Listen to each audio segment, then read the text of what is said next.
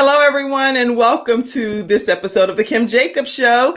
Guess what? We have Kara Dixon here, and she's going to be reporting as a reporter. We're going to have a great time. Hey, Kara, how are you? Hey, I'm great. How are you? I'm doing great. Listen, everybody, grab your virtual seats. We're going to go ahead and get started with this episode. Let us know exactly where you're visiting in from, so we'll be able to send a shout out to you. And Kara, if you have any questions, especially she's a news reporter doing a lot of great interesting stories right now. If you have questions throughout today's broadcast, pop those questions in and she may get a chance to answer them as well. So let's go ahead and get started. Glad to have you here, Kara.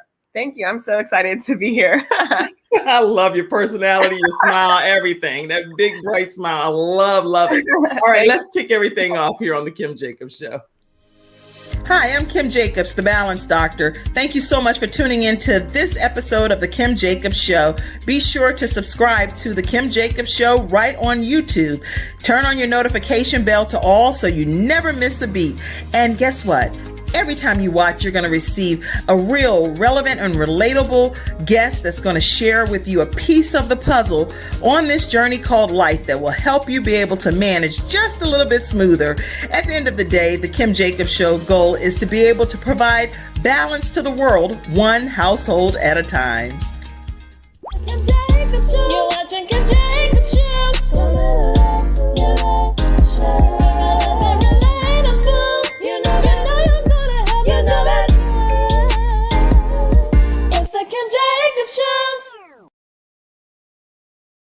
All right, everyone. Yes, it is the Kim Jacobs Show. And today I have a distinguished guest, Kara Dixon, and we're going to be talking to her about reporting. I mean, that's the appropriate thing, right? So Kara Dixon joined WAVY TV 10, the team, in June 2016. She grew up in Winchester, Virginia, and is a graduate of the University of Maryland's Philip Merrill College of Journalism.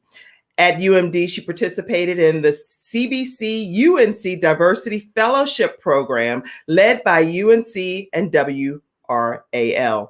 During college, Kara was a member of the Capital News Service and Viewfinder, presented by the University of Maryland. But both programs have won numerous awards regionally and nationally. Welcome, Kara. Hey, thank you. Thank you so much for being on. So we have lots to talk about because there's so much going on in the world. There's so much happening with Black History Month. So you could take us on all kinds of different journeys. But first, I'd love for people just to get a chance to know who you are. Maybe tell us a little bit about your childhood. Did you always want to be a reporter? Take us back on a journey. Yeah, well, I think it's, when you look back on your life, you kind of realize how you got to where you are now. So like looking back, I can see how I ended up in journalism. So one of my favorite museums as a kid was the museum in Washington, D.C. That actually closed last year, which it was really sad. I was able to go before it closed. But I really loved going there, and I really loved learning about history as a kid. And I was also I loved watching movies and stuff. So being a news reporter kind of brings both of that together. So, in middle school, I would get up every morning and read the newspaper before going to school. I was always on CNN.com, when I got a cell phone, looking at stuff. So it kind of made sense that I got into news. But, in high school, when I was looking to go to college, I also was interested in doing sports journalism because I was an athlete. So I could see that. I could see that too, Yeah. But I didn't end up doing sports journalism. But I went to the University of Maryland, which was an hour and a half from Winchester. And I fell in love with news reporting there, and there's me. And that's you're being very modest. There's me, there's me. Oh, regular. No, there is Kara. Yeah. So that I graduated from Maryland in 2014, and after I graduated from Maryland, I moved to Texas for 2 years to work as a news reporter in Beaumont, and that's for people that don't know, that's an hour outside of Houston. Okay. So I was there for 2 years, and then I moved here to WAVY in Norfolk, Virginia. So, well, hey, I'm from Newport News, Virginia, so I absolutely love WAVY TV 10, and Alvita Ewell was back in my day. Yeah. I worked with her some as an intern under her. She's wonderful. Yeah, she is great. And then Don Roberts too, and I know he's still there too. Yeah, Don's still there every morning. I don't get up early enough to watch the morning show, but He's like, what? Come on, Kara. I mean, he's like a pillar in the community, and so is Alvita. Yeah. They've made they've been like trailblazers. I know many people just share, about the Black history facts, but we have so many Black history pioneers within our own communities too. And both Don and Alvita are two of them for sure, Yeah, and they're really great. So yeah. So being a reporter, a lot of people that are watching my show, they want to know how they can balance different aspects of their lives, because it's like they may work and then they have a family, or they may work and they may be single, but they're trying to figure out how to balance friendships and ministry, all kinds of different things and different hats that people wear. What are some of the things that you have to balance, Kara? Yeah. So, when I was at my first job in Texas, I really didn't have a life outside of work. Like I just go to work, come home, go to work. And when I moved here to Norfolk, I wanted to be able to separate that, because if like that's all you do, like it can get overwhelming. It's burnout. Yeah. So when I moved here, I tried to get involved with different organizations, and I got more involved with my church. So I was able to have, work, but also that life outside of work, that it wasn't just like work was the only thing I was doing. So that's really helped with just like mental health and being able to separate the two. So I have my work friends, and then I also have my friends, out in the community. So that's interesting. You say work friends and then your community friends, because that a lot of the people that work and they have their jobs, those are their friends that they have to kind of hang out with when they're in their work environment. But then when they are at home, do you just kind of put on a whole different hat and say, okay, don't talk to me about news. Just what are some of the limits that you put with some of the friendships that you have outside of work? I mean, they still ask me about news stuff, but I'm able to like rant about work. Right. So then it's like, listen, today was crazy. Yeah.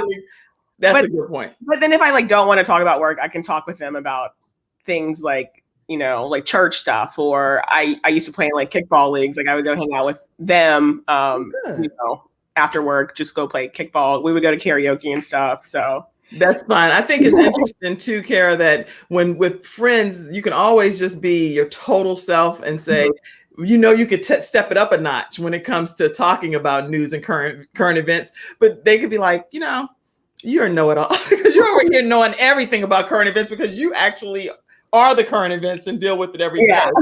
So they don't want to get in a debate with you, right? Well, no. I mean, most of my friends know what's going on in the world, so we can talk about that. But I have a lot of friends that aren't in news. I will always they always joke with me when they see me on TV, because they're like, "You're so professional on TV, but then when we talk to you outside of TV, you're like you're down to earth." Yeah, and they're like, you don't act like that. Like they're like, if people actually knew how you acted, I'm very silly. So, or they're always like, can you do your news voice? I'm like, no, leave me alone.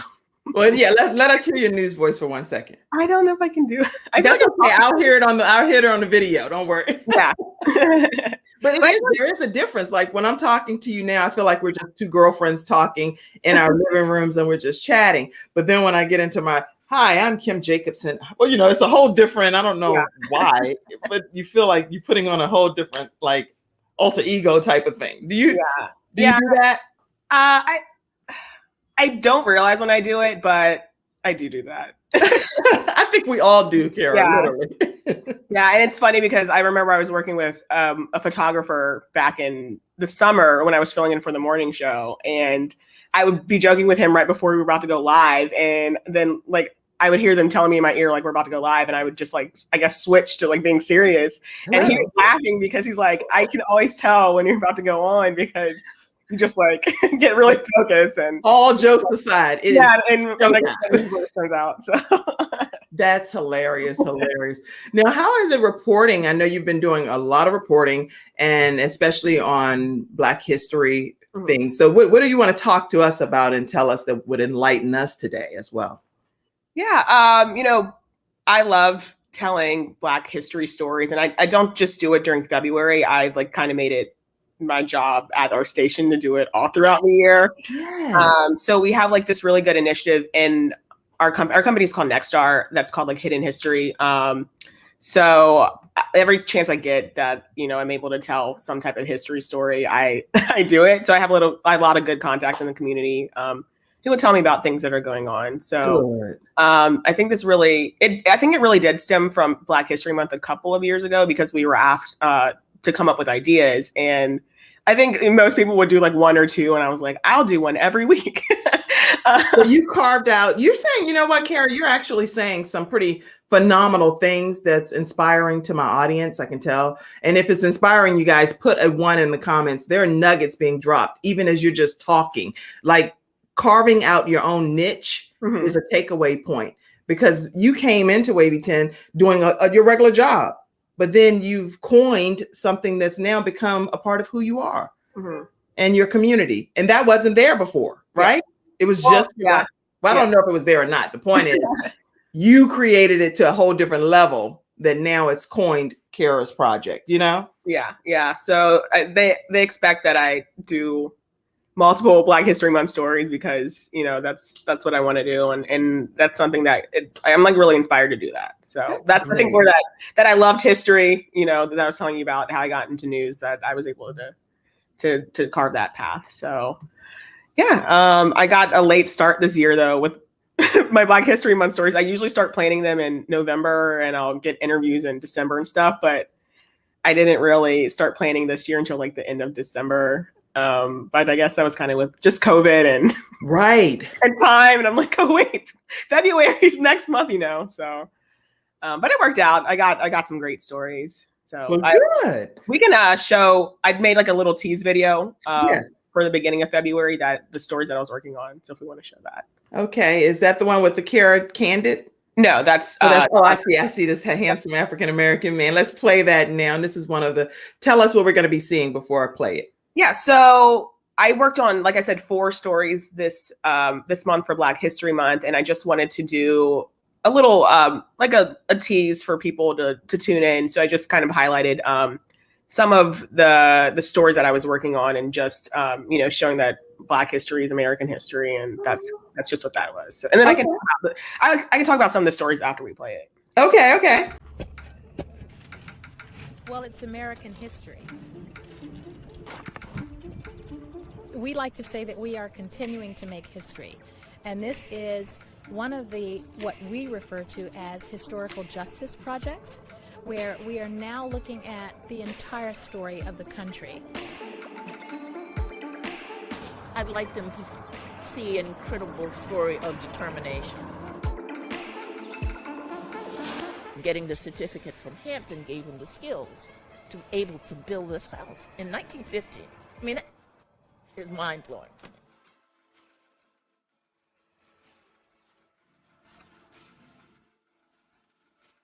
We are bringing it back to somewhat, not exactly what it was originally, but somewhat in terms of what it looked like in 1923.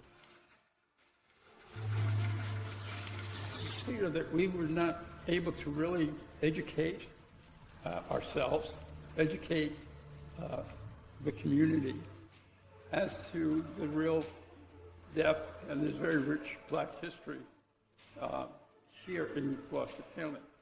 So this will be the place where we can do that 24/7.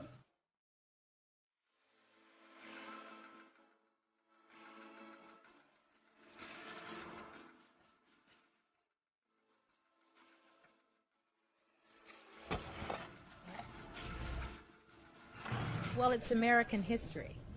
Just the fact that there was American citizens who had the least to be happy about, to be joyful about. They were enslaved, but they had faith, amazing faith.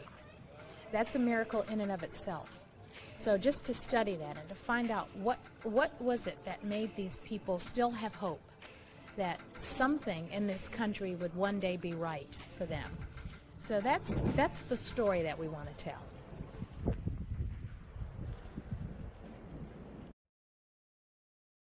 Oh, wow. Wow. Yeah. I don't even know. Some things leave you speechless. Talk to us. I mean, Yeah. Talk to us. Yeah. So actually, I shot all of that and I edited all that. So that's so I'm technically a multimedia journalist, which means that I do all my stuff by myself. Right. So that's, I think, one You of still look cute, by the way. I have to plug that. Okay, go ahead. some days I look kind of crazy, but Amazing. but yeah. So I think that's one of the other reasons why that I take these stories so seriously, is because I'm so much into creating them.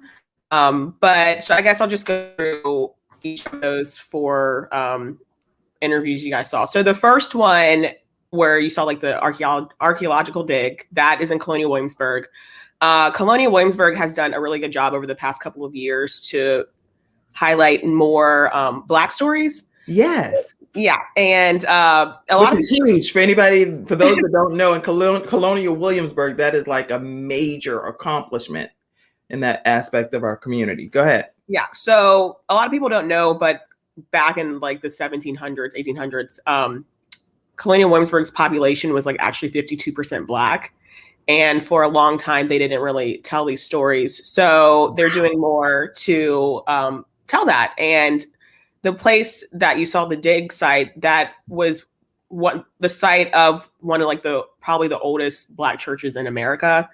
So it was a place where like enslaved and freed Black people were able to come together and worship. So that lot was a parking lot for like the last 60 years. It used to have a church building there. There's a new church now, First Baptist, but it's like down the road. Okay. So they are digging to try to figure out like what all is there. They found some stuff, so they're trying to do all that and figure out. Yeah, I'll be interested in finding out what's down there too. Yeah, so they found some grave sites, I think, and other stuff. So they're going through that. So that's kind of what she's talking about, like a racial justice project. That's what she mentioned for that. So are you, Kara? I know I'm interrupting for a second, but to just find out, are you going to go on that journey with them as they continue to discover what is dug up? Yeah. So I actually did the first story back in September when they first started it. Okay. So this is, I did this one for Black History Month because they were starting phase 2 of the project. So I'll probably be there to follow along. But I do a lot of stories with Colonial Williamsburg. That's good. Black history stories. So that was that one. The second one was about a house in Chesapeake that is getting a historical highway marker. Okay. So Virginia has a historical highway marker program that's been around since 1927. And I think there's more than 2,600 in the state, but less than 400 honor Black history. So there were 2, I think there might be a little more this year, at least 2 in our area that are being honored for Black history. Yeah. So the 2 stories, the house and then the schoolhouse one that you saw after, those 2 are getting markers. Mm-hmm. So the first one in Chesapeake is a home that was built in 1915 by that lady's grandparents that you saw talking. Yes. And they built the home.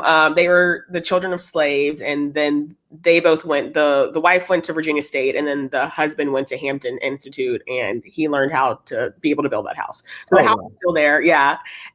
And then their son, who was her dad, went on to be like one of the first Black city councilmen in Chesapeake. And he was like involved with the civil rights movement, got like lawsuits filed against the city of Portsmouth to desegregate libraries and parks. It's like a lot. It's a lot. Wow. It's a big story. Yeah. So I talked to her.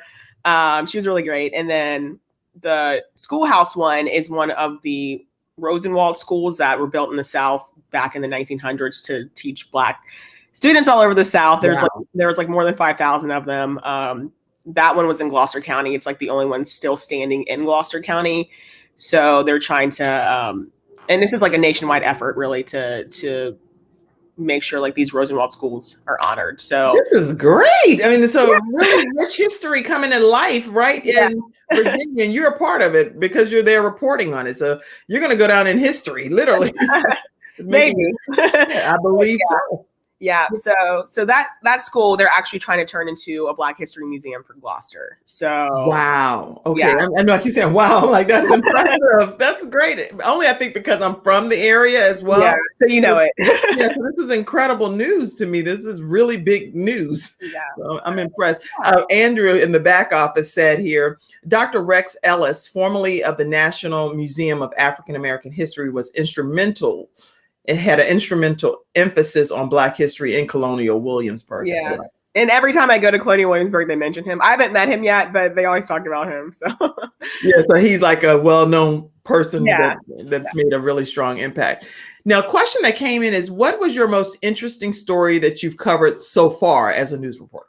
I always get that question, and I've done so much. But I would say I was able to go out on the USS Abraham Lincoln, the aircraft carrier, when it was out in the Atlantic Ocean. I think it was 2 or 3 years ago. Wow. During the summer. So that was, I think I like to say that because it was just a crazy experience going, like flying out there and the landing. That would be overwhelming. And it was funny because like it was August, so it was hot, and they put all of us journalists on the back of this plane. There was only like one tiny window. It was dark. We were all sweaty.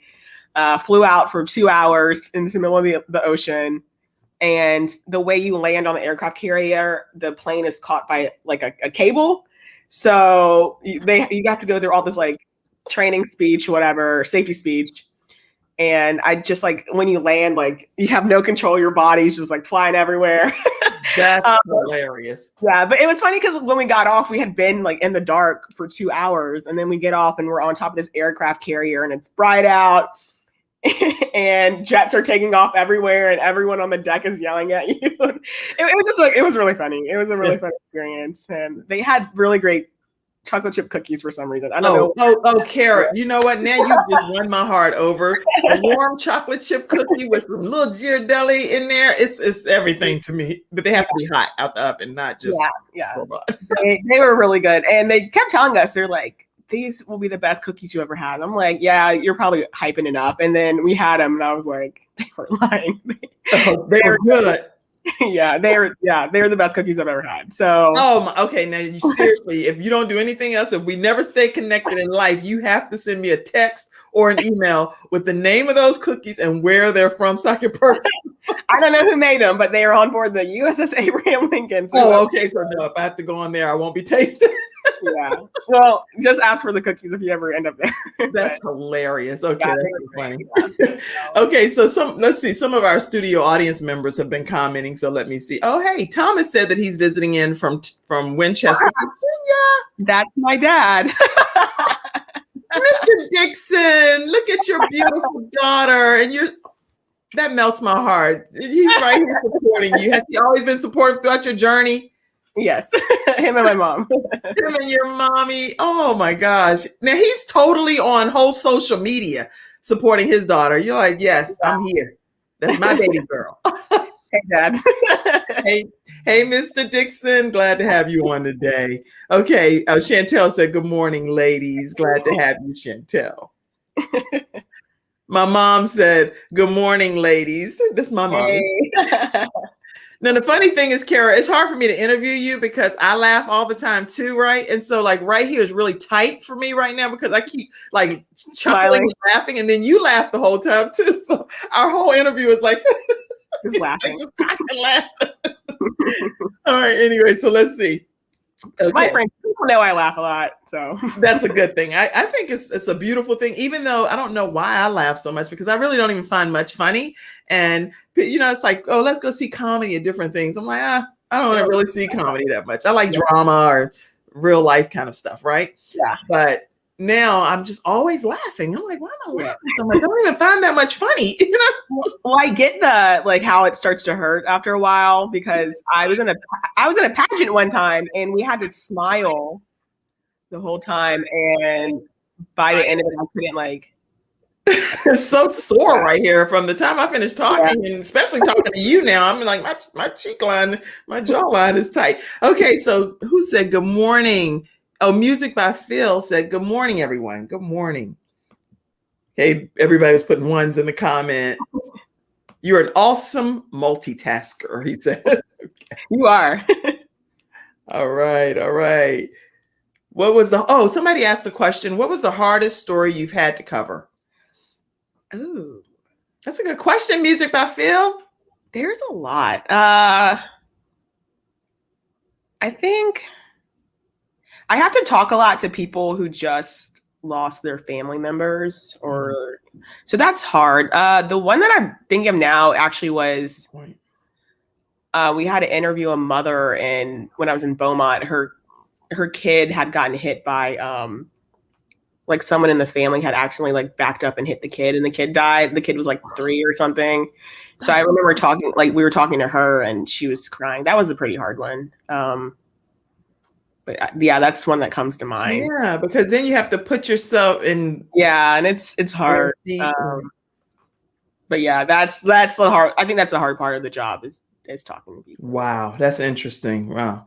I can't even, I couldn't imagine, but I can imagine that would be extremely difficult because you have to be there as a positive reinforcement, but then also as an empathetic, sympathetic voice of compassion too. So you're wearing a lot of different hats at the same time. Let's see. Your dad said he's so proud of you. Thank you. Hello, ladies. Hello, Mr. Dixon.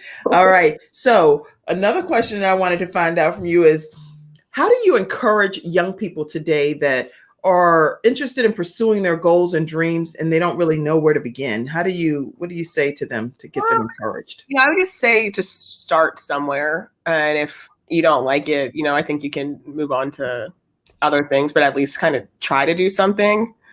I know we get interns all the time that are in their senior year, their last semester, and they're interning for us, and then they realize they don't like news. And I'm like, you probably should have tried something before you got to your senior year, your last semester. That's a good point. But yeah, I would just say try something, and it never hurts to try. But just try something. Just then make a determination if it's good for you. Yeah. Okay, that's a good point. All right, I'm typing that. I'm trying to type and put it up here because I was like, I need to point up here. Try something according, to what you're saying. So you just encourage them to make sure that they do something.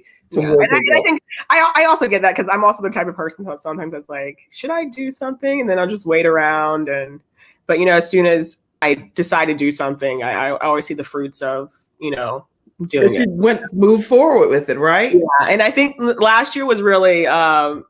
I have some examples from last year when there was stuff that I wasn't sure if I wanted to apply to stuff. So the art museum here at Chrysler Museum, they had a competition for people to document or submit their pictures from like over the summer stuff that was happening. Okay.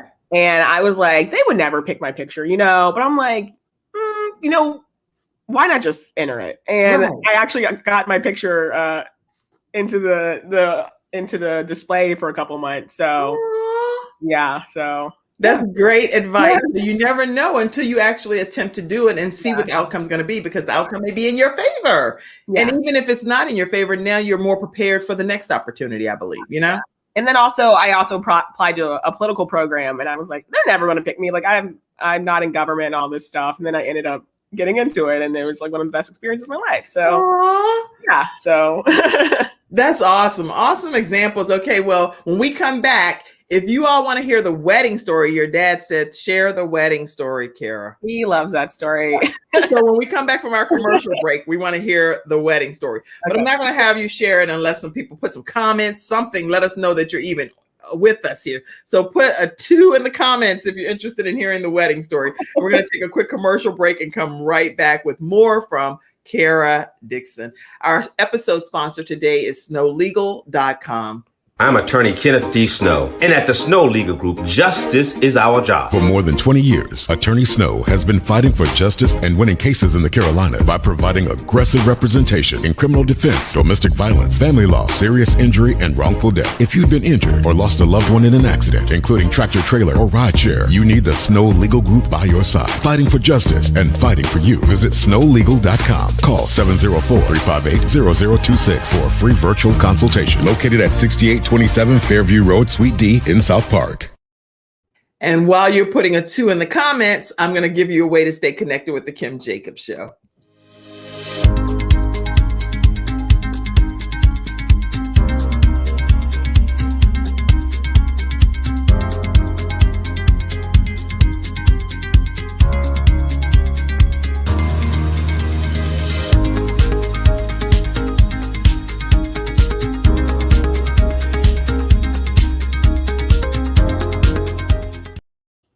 All right, everybody, we're back here on the Kim Jacobs Show, and let's see, some 2s did come in. So Akila wants to know the wedding story. Andy wants to know. Music by Phil wants to know. Anna Ramson wants to know. Okay, so let's go ahead and see if we can share. The Thomas, of course, wants to know. You know what Daddy want to know. The Mother Dreamers want to know. Everybody want to know. So go ahead and share the wedding story. So my dad really likes the story. It was one of the stories that I did when I was in Beaumont. Yeah, so he always tells people about that story. He thinks it's the best story I've ever done. Oh, yeah, I thought it was going to be something about you. So No. it's about a story you covered. Come on, Mr. Dixon. You know I wanted to know some more. I was get ready to drink a sip of my water from the I Watch the Kim Jacobs Show. You all should have this. Okay. Now, I did a story when I was in Texas. So there was a woman, I think we were probably the same age. I think she was 22 at the time. Okay. She had terminal cancer, and like her life dream was just to marry her boyfriend. So the hospice company actually ended up paying for her wedding, to have a wedding for her. And she had this like amazing wedding. I interviewed her, and she was just so happy. And it was a really great story. But she unfortunately died like 3 days later, but her family like, yeah, so she like was able to, you know, have her dream come true. So my dad likes telling people about that story. That is a great story to tell. Yeah. You know exactly which ones to get somebody going too, because then I'm over here. I got my little cloth and everything messing with y'all. Oh my gosh. But the thing is, her dream came true, and you were there to be a part of that moment as well. So you're making history all the way around, Kara. You know that? Because you're there in people's first moments, last moments, making dreams and wishes and goals come true. So she married him. Yeah. And how was he in that process? Was he like, no, I didn't really want to be marrying somebody in this situation, or was he like, absolutely? Yeah, I think they were planning on getting married, but like her cancer had come back, and it was like she had been battling cancer for 12 years. Wow. So, and they had a baby. And then it was supposed to happen, I guess, later, but then she, you know, it was terminal the cancer's terminal. So do you ever by chance go back and follow up with any of the stories that you've done to see where they are now or anything? Because that could be another niche for you too, Kara. Yeah, I'm your agent now. See, sometimes I do. Sometimes I also forget what stories I cover, but if I remember something, I'm like, oh, I wonder what they're doing. So sometimes I'll call people up, and especially older people. I was interviewing a bunch of like World War II veterans for a while. Oh my gosh. Yeah, so I try to call them at least once a year to see how they're doing. So that's so sweet. Your dad says such a touching story.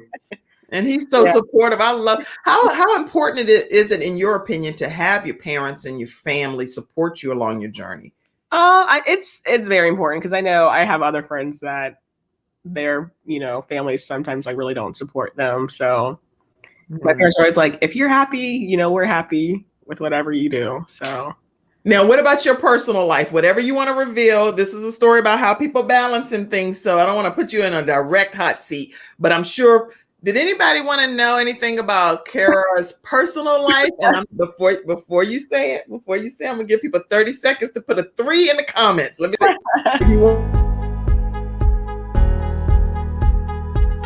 If you want to know if Kara Dixon is single or what, put a 3 in the comments, okay?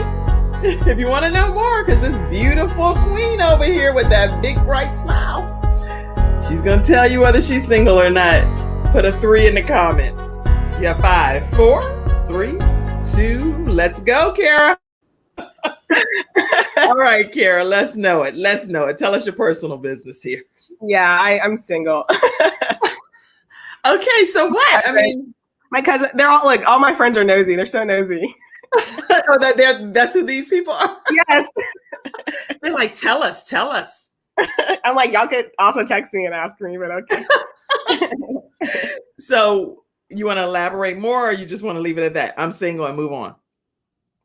I'm single. Laughter and everything. People don't ask me about stuff like this, but you're on a show about how you're balancing life and how you're juggling life and how you're managing circumstances and situations and how you overcame some of these things. So your answers are actually a piece of the puzzle. They're helping people. Of helping other people. So whatever phase you're in, tell us how you're balancing it. I mean, working in news, it can sometimes, I guess, be hard to date, but because you have like weird schedules. But I mean, I don't know. I've never really like dated a lot of people, but well, I've never dated a lot of people either, and I agree that dating a lot of people could also be kind of interesting because you never know what it's like. I don't know you like that, right? That's what people, I don't know. That's what I've been with the same person since I was 18 years old. So I've had one person since I was 18 years old. Like you. You know. So what? So okay. Okay, so we're gonna move on, friends. I'm not gonna. What I don't do is I don't push too hard. Okay. But I will say, I did get a Valentine's Day gift from some person. Oh, and that right there make me lean back in my chair a little bit. Now you got a Valentine's Day gift. That means that they felt like you're super special, and we exchange Valentine's Day gifts, and then we'll move on. Okay, that's it. That's it, everybody.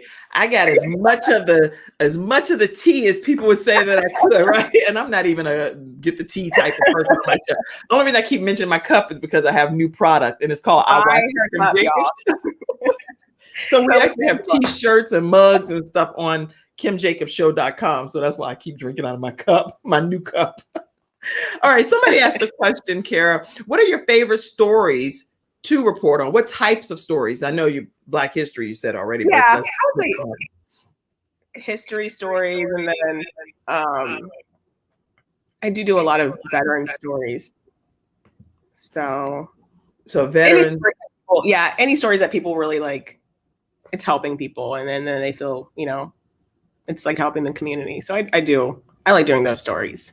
So what's next for you? Like, you know how you have your own goals and dreams. Now you don't need to obviously go to not too far, but the point is you're enjoying your life where you are. You're on a wonderful journey. Do you have other goals and aspirations that you feel comfortable sharing here today? I mean, I'm figuring out, what's next. But I'm I don't want to say I'm like very like go with the flow, but I feel like I do sometimes have goals, but like, I'm not opposed to changing. And that's good. So I think it's redirecting. Good. Yeah. So I'm thinking about going to grad school. Okay. But yeah. So and you never know, maybe WAVY will pay for it too, because you know what? I just had an epiphany, and I could do this backstage, but I might as well put it on out here. Why not send Kara Dixon to graduate school to be able to learn more about history, right? Black history, right? Then they could take care of paying for the classes because it's going to help their organization when you're out reporting on these facts, because you're going to be more well-versed. I just did it. Yes. Thank you. You never know. I mean, so anyway, be creative in presenting an option, because it would be something that would further catapult you to the station to the next level based on your educational value. Yeah. So we'll see. But I am working on some stuff, getting ready to work on some stuff at my job. So I was telling you before, not on here, but like before the show, I am the host of this segment called Candid with Kara, and it's where we interview politicians who are running for office to get to know more about them. So like we started this what year is it? It's 2019. Fall 2019. And we were tasked with doing like a digital segment, and it was like right before the election, and I'm like, how many times do you go into the ballot box and you see people's names, but you don't really know who they are, and you don't really, know their personality? Would you trust this person? Right. Government. So we came up with this idea to do the show Candid with Kara, where we interview politicians while doing their favorite activity. So we can share. Good. I love that. Yeah. So we've done a bunch of interviews since then. I think we did that first fall, we did more than 20. Oh my, that's a lot. In less than 2 months. Oh my goodness. I don't know how we got it done, but we got it done. And so wait, you're actually interviewing them while they're doing their favorite activity. Yeah. So give us some examples. Like tell us an example of somebody and what their favorite activity is. Yeah. So we went kayaking. I've never been kayaking. I also can't swim, so that was not. I would not be going on a kayak, right? Yeah. I also go on a lot of boats for my job, and they like joke that I'm the boat reporter, and I'm like, it's funny, but I can't swim, so I don't Hair know. blowing in the wind. It's like, yes, we're great smile and everything. It's like, don't get me out, don't push me out. The last time we went on a boat for Candid with Kara was back in the fall, and I like don't get seasick really, but I got seasick that day, and I was just like, it was miserable, but we got it done. But we've gone kayaking, golfing, we done top golf, basketball, grilling. Oh, so you've been just all kinds of activities. Yeah. That's cool. Yeah, it's really fun, and it did really well too. So it's like a yearly election thing now. So that's awesome. Yeah, we have a clip if you guys want to take a look at that. The Candid with Kara clip. So yeah, I would love to see that. Let me see here. Let me play that. That's a good one too. Okay, here. This is fun stuff with Kara. Candid moments. Here we go. Not embarrassing. No, I'm out. I just don't have a good one. Sorry to report. It's okay. I have plenty for both of us. Oh, good. I'm sure. If you fall off this bike right now, that'd be embarrassing. It would be the end of this episode. Candid with Kara. He said Candid with Kara. Yeah. So we just ask them things that people normally wouldn't ask the people that are running for office. So like we still ask questions like what they want to do. I love it. Why they want to get elected, stuff like that. But we also ask them like, what's your most embarrassing story? What's your favorite home cooked meal? Who's someone you would want to meet in history? Stuff like that. So I love that. I think that gives people the opportunity to connect on a human level with their candidates versus. So, I mean, Kara, first of all, you've carved out some things over there at WAVY that I know when I was there for when I was there as an interning under Alvita Yule. But the thing is, this stuff that you're talking about is revolutionary. So you're coming in and you're a force to be reckoned with over there. I hope so. You've done a great job because that's very out of the box and unique, giving candidates. That's a segment. Oh my gosh, there's so many things I can see for you. That's a segment that can be nationwide. So why does that have to just be a WAVY only? You could be the actual person that packages that, and I'm coaching you. I have a coaching program, so I'm actually coaching you backstage, but publicly, right? Yeah. Well, we were trying to actually do the presidential candidates back in the fall, but we never heard back. So that was good. So because that's the whole point. You want people to be able to connect on a personal level. And what do you do outside of your work schedule? So actually, what do you do outside of your work schedule? Tell us. Let me turn into not the political, but to the reporter component. Yeah. So outside of pre-COVID, I played kickball, did volleyball. Yeah. Volleyball. I tried to do that, but the gym was like deep in Virginia Beach. So that's like an hour, 30 minutes there, 30 minutes back. And it was like 7:00 at night. So I would just do that like a couple of times.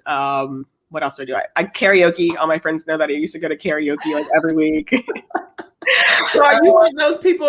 So karaoke, you have to actually sing the song, right? Yeah. I'm just a lip syncer then. I'm not sure. I can do a wonderful facial expression. It'd be like Anita Baker. I'd be like, and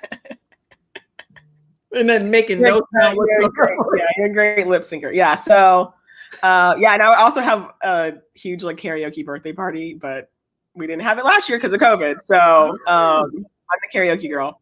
Oh. Yeah, but I also am very involved with my church too. So I help out there, and that's most of my time. I'm in the Black Media Professionals group here. Good. So you're nice and well grounded and well rooted, and you know how to have enough fun, but then how to get into your mojo when it's time to get ready for going on air and being in your professional mode, which is good. Yeah, I have too much fun. And then you know how to also have your spiritual balance. So this is good. I love it.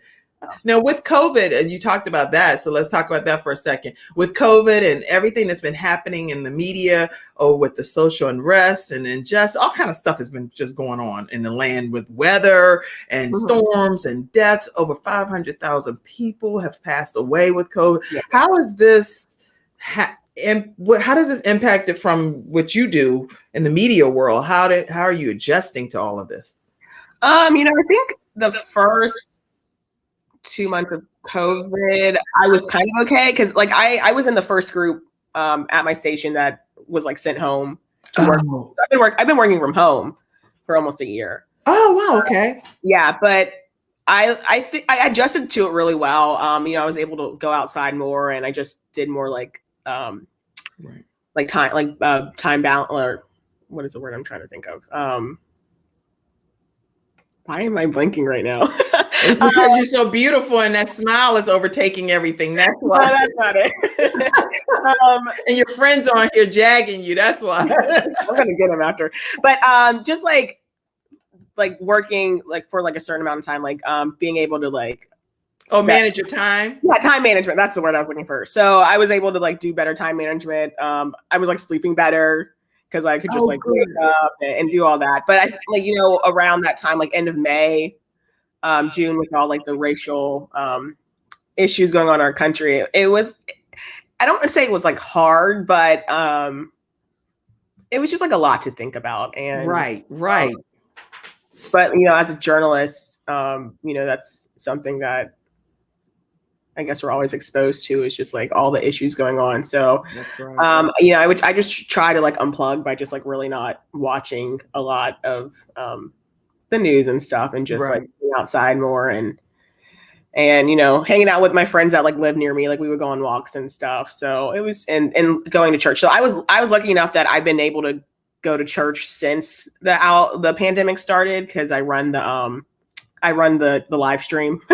So I was able to do that. So I'm lucky that I didn't really miss out. Like I wasn't able to go into church. So that's good. That also helped. So I was really lucky. And I know that I was lucky. They're like, we're going to keep you connected, Kara, because you will be one running this whole thing. So you will not get disconnected, sweetie. Yeah. Well, I was like, do y'all need anyone to run the live stream? They're like, oh yeah.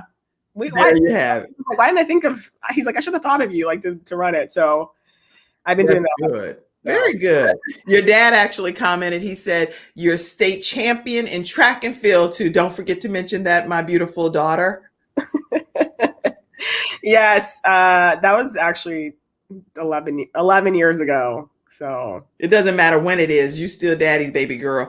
Music by Phil said he enjoyed the show. Much success to you both. Thank you so much, Music by Phil. Too.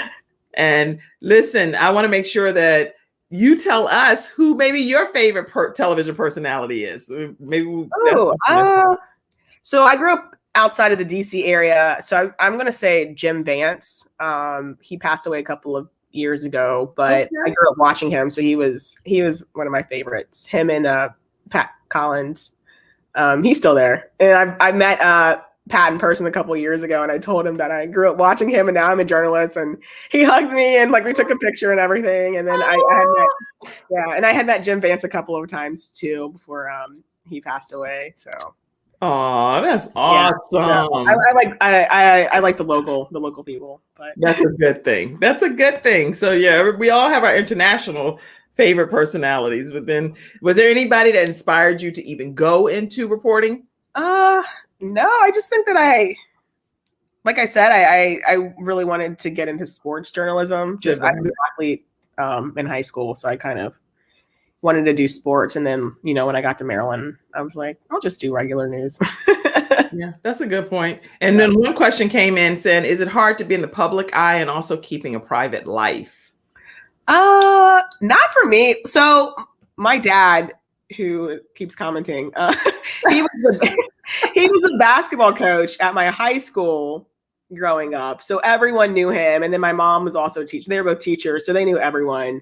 So growing up, I always had people like watching me in general. So I think it kind of like trained me to like, be in the public eye really, and like not really, not be phased by it per se, but just not like be like crazy and like, like get away, all this stuff. Just like knowing like people are watching at all, like watching stuff that I do. I think that like that's an easier part for me, just because I grew up with people like always like looking over me and especially if you won state championship in track and field, you have people always cheering and supporting. And, it's not really hard. And I don't think there's anything really in my private life that I would, I'm a public person. Like people can ask me stuff, and that's funny you say that, because that's why I made my Facebook page public, my personal page, because it was getting close to whatever the maximum is. Yeah. So I said, okay, you know what? Instead of maxing the thing out, just make it public. Yeah. And I don't put anything on there anyway that I wouldn't care if it was on the front page of a newspaper. Yeah. So be it, Yeah, and then so and even like when we have our interns come in and we talk to them about social media, I'm just like, even if your stuff is on a private account, like it's still out there, so it can, still get in trouble for it. So I'm like, all my accounts are public. Same here. Like, I don't post stuff that I, that would get me in trouble. That would matter. Yeah, I don't really do anything that, Well, Daryl said, how are you, Daryl? Good morning. Good morning. My mom said, amen. And my mom's older. She like she didn't put a whole space between A and me. She like, I'm gonna get this point in there. That's for sure. I'm so impressed that my mom's even typing on social media. Amen. Amen. Hey, Mom, now you got to Kara laughing. She said, amen. Amen. Okay, listen, guys, make sure you subscribe to the Kim Jacobs Show on YouTube. If you haven't done that, take a moment to subscribe.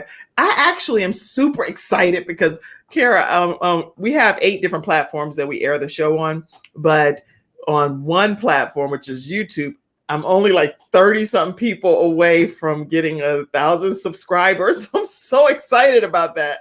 Y'all need to subscribe so she can get her 1,000 followers. Yeah, why can't I say that word? I'm not a before noon person. That's hilarious. So you want the afternoon shift, right? Yeah. Well, it's funny because when I was in the building at my station, we would have 9:30 meetings, and I would just always sit there like, and my boss would say, "Guys, Kara doesn't wake up before noon," and I'm like, she doesn't want to come out of her cave area there until come out of hibernation. Yeah, but at my last station in Texas, I worked from 1:30 p.m. to 10:30 p.m. So I like that because I was up.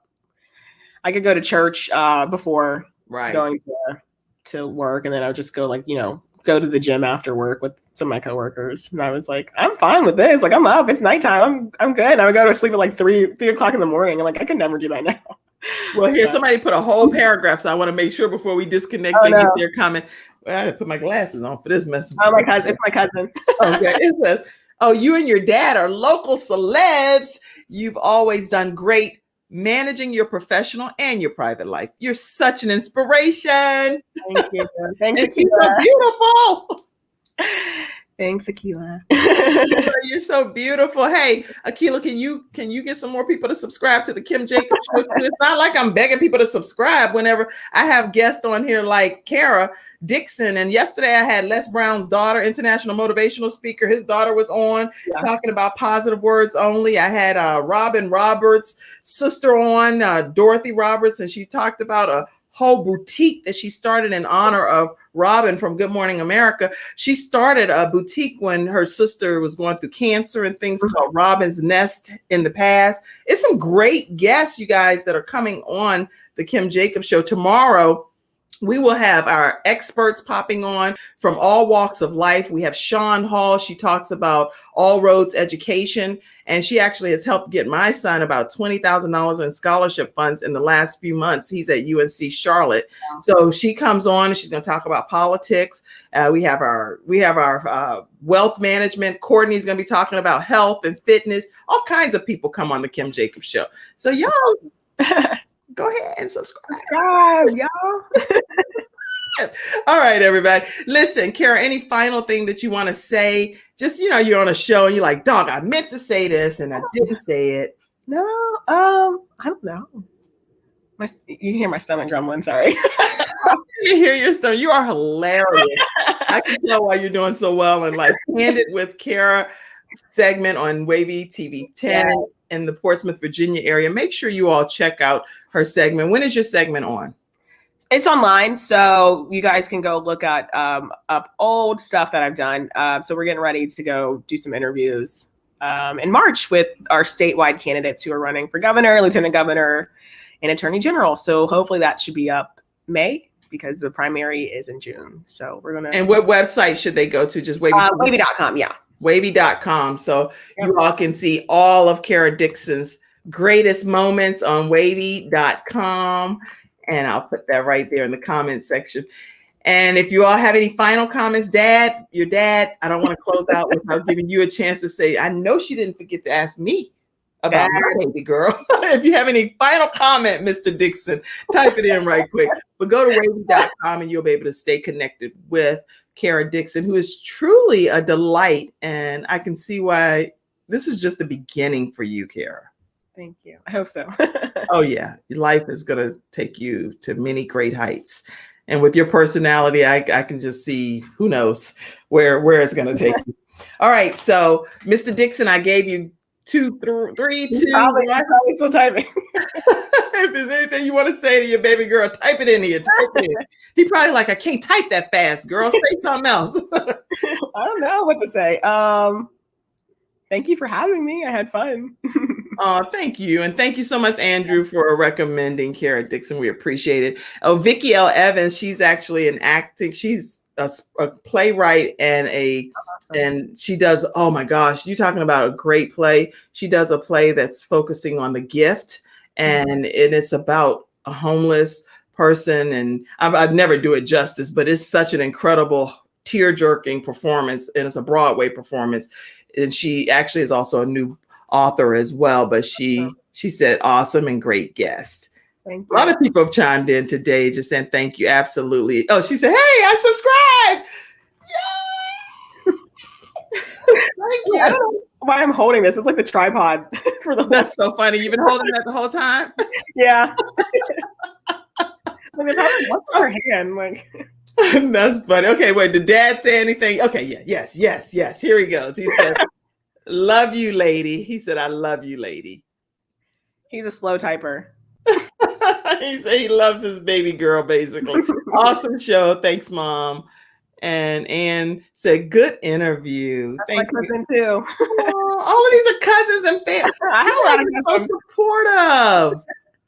Thank you. Okay, guys. Thank you all so much for watching. Kara, thank you for being my very special guest today. Listen, if you all are ever interested in starting your own show from scratch, I do an 8-week online course, and I also do coaching one-on-one backstage where I'll teach you the process of being able to start your very own show from scratch. And here are some of the things that you'll learn in that 8-week course. If we do the one-on-one, it's 4 1-hour sessions. But if you do the course and work at your own pace, it's 8 weeks. And I'll share more with you about that.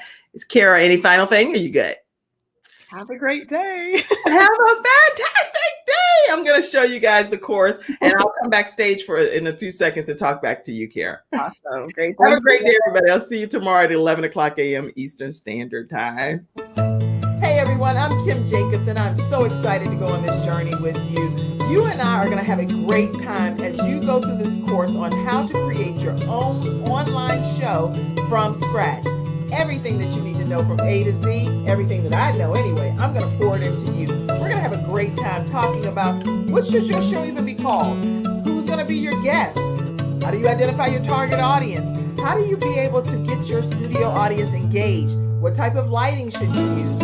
All kinds of things we're going to talk about. We're going to talk about the different platforms that you should use. We're going on this journey together, so go ahead and grab your virtual seats and let's